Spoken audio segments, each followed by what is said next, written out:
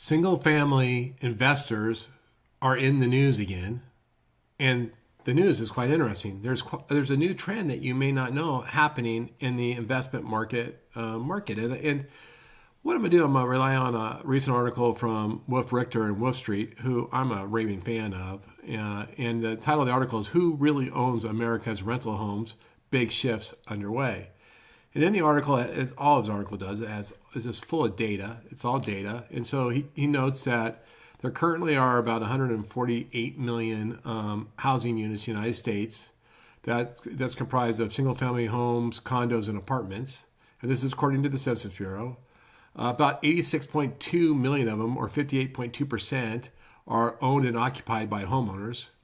Another 46.4 million, or 31%, are owned by landlords and occupied by renters.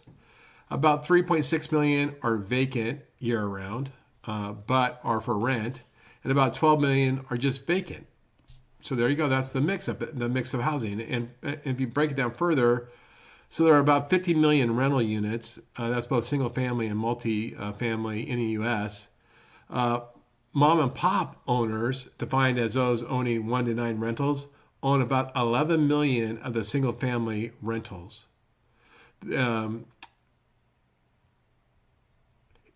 so a lot of times our perception is that, gosh, all these big commercial buyers, these big companies, own a ton of property. And if you look at the biggest, commercial investors, commercial meaning mass investors of residential real estate. Top is Progressive Residential, who owns about 94,000 SFRs. Number 2 is Invitation Homes, that owns about 93,000 SFRs. Third is American Homes for Rent, which owns about 60,000 SFRs, single-family residences for rent. The Amherst Group owns 59,500. Blackstone owns 62,000. First Key owns 52,000. And so you can see that these commercial companies that own these large blocks of residential housing, they own hundreds of thousands of them. While it's still just a small percentage of the overall housing, it's a growing number. But here's the trend you want to pay attention to. And here's the point I want to make. What's happening is these big investors are now shifting away, where back in the financial crisis, they bought up foreclosed homes one at a time.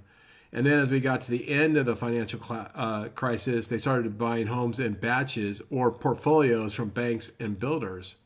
But now what's happening is they're selling those properties, and instead they're investing in build-to-rent communities and then owning the entire community. The thought is it's much easier to manage 200 houses in a single community that was built for rent than it is to have one-offs all over the country. And so it's really changing. The market dynamics are changing, where mom and pops are taking more of the concentration of those one-offs all over the place, and the commercial buyers are now just investing in build-to-rent, and that's where they're shifting, and they're shifting really quickly. It's kind of important now. It's good because now what's happened is that those commercial investors, those Innovation Homes, Progress, Residential, American Homes for Rent, for example, instead of them taking property off the market, they're actually helping generate new properties, which is really beneficial to the entire housing market, whether it be rental or purchase. But the thing we have to pay attention to if you're a mortgage or real estate professional is we need to make sure that we can service those mom and pop investors that own 1 to 9 units, whether it be multi-units or it be single-family residences, and that we're really well educated on that product and able to advise them on opportunities. And so I think the key here is paying attention to the trends.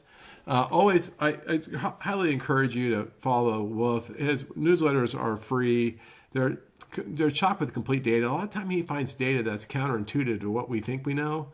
But he publishes every day. I could actually just repost his stuff every day. But take a look at it. I will put a link to his article below. I did do a post on this on LinkedIn earlier today, where I do several posts a day with information like that. I think as we all level up, information is key, and so we can become better better providers to people buying trying to buy homes. So with that, I want to thank you for giving me some of your time. I hope you have a great day. I look forward to talking to you again soon.